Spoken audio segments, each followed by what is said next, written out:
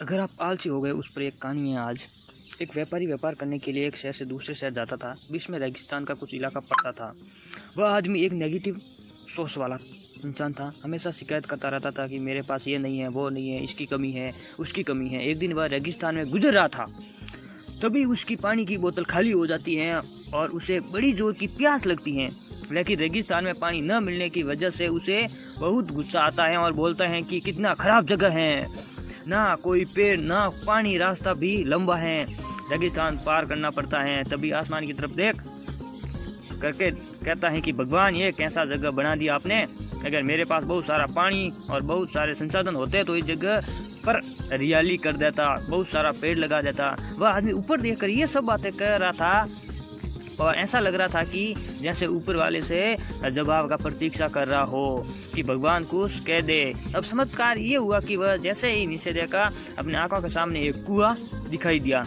वह पूरी तरह से घबराहट गया, क्योंकि उसने कभी भी ऐसा रेगिस्तान में कुआं नहीं देखा था। वह कुएं के पास पहुंचा और देखा कि कुआं पूरी तरह से पानी से भरा हुआ था, परंतु वह आदमी नेगेटिव सोच वाला था और वह हमेशा शिकायत करता था। और फिर से आसमान की तरफ देखते हुए बोला, भगवान, पानी से भरा हुआ कुआं तो दे दिया, लेकिन पानी निकालूंगा कैसे।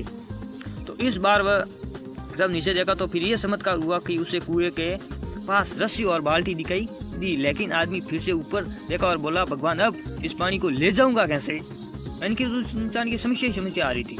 तभी उसकी एहसास हुआ जैसे कि उसके पीछे कोई, वह पीछे मुड़कर देखा तो एक ऊंट खड़ा हुआ था। वह पूरी तरह से घबराहट गया, सोचने लगा कि ये तो सच में होने लग रहा है। मैं बातों ही बातों में तो कह दिया, अब मुझे यहाँ हरियाली करनी पड़ेगी और पेड़ लगाने की जिम्मेदारियां लेनी भी पड़ेगी। आदमी को पानी से भरा हुआ कुआं मिल गया, बाल्टी और रस्सी मिल गई, पानी को ले जाने के लिए ऊंट भी मिल गया,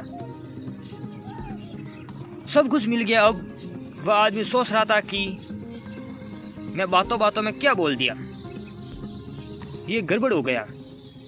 वह तेजी से दौड़कर भागने लगा।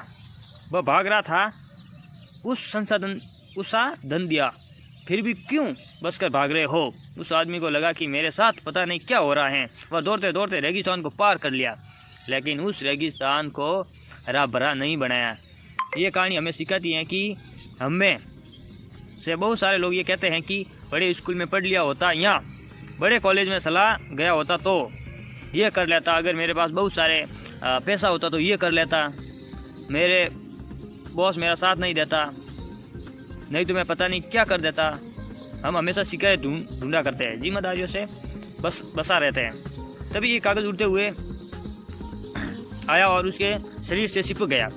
उसने जब उस कागज़ को देखा तो उसके ऊपर लिखा हुआ था कि मैंने तुम्हें पानी दिया, कुआं दिया, रस्सी दी, बाल्टी दिया, पानी को ले जाने के लिए अपनी जिम्मेदारियों से बचकर भाग रहे हो।